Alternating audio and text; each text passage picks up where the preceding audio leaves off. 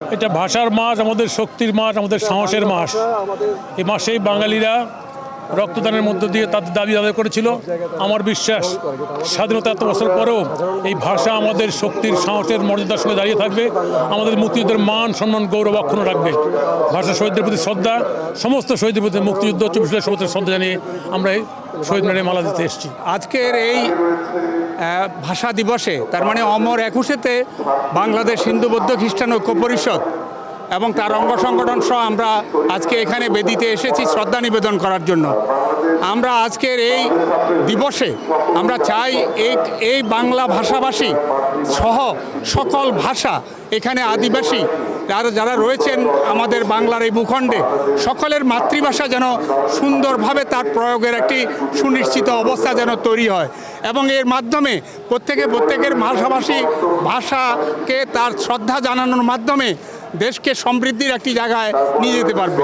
আমরা আজকে আশা করি একটা অসাম্প্রদায়িক চেতনায়, কোনো সম্প্রদায়ের প্রতি কোনো ঘাত বিঘাত নয়, কার প্রতি কোনো বিদ্বেষ নয়, সকলে মিলেই এই দেশটিকে একটি সুন্দর বাংলাদেশ হিসাবে আমরা নিয়ে যেতে চাই।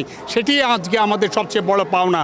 আমরা মনে করি সকলে মিলেই এদেশের অর্থনীতি, এদেশের সামাজিক অবস্থান, এদেশের ধর্মীয় অবস্থাকে সামনেভাবে কোনো ঘাত প্রতিঘাত ছাড়াই আমরা সামনের দিকে নিয়ে যাব।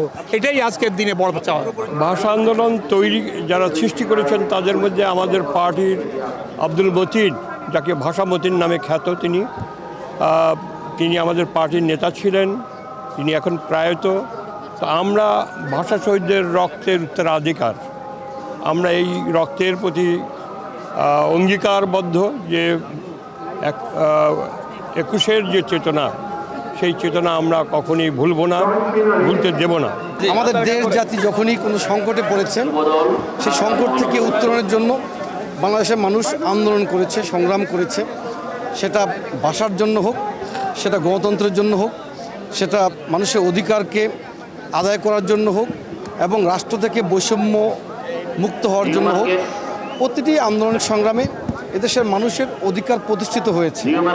আমরা মনে করি গত 17 বছর ফ্যাসিবাদ বিরোধী ধারাবাহিক আন্দোলনে যেমনিভাবে নেতৃত্ব দিয়েছিলেন আমাদের প্রিয় নেতা জনাব তারেক রহমান, অর্থাৎ গোটা জাতিকে নেতৃত্ব দেওয়ার জন্য কেউ না কেউ আসলে নেতৃত্বের ভূমিকায় অবতীর্ণ হয়। ভবিষ্যতেও যদি কখনো এদেশের কোনো রকমের সংকট তৈরি হয়, আবার আমার মনে হয় জাতীয়তাবাদী শক্তির নেতৃত্বেই এই সকল সংকট ভবিষ্যতেও নিরসন হবে ইনশাআল্লাহ।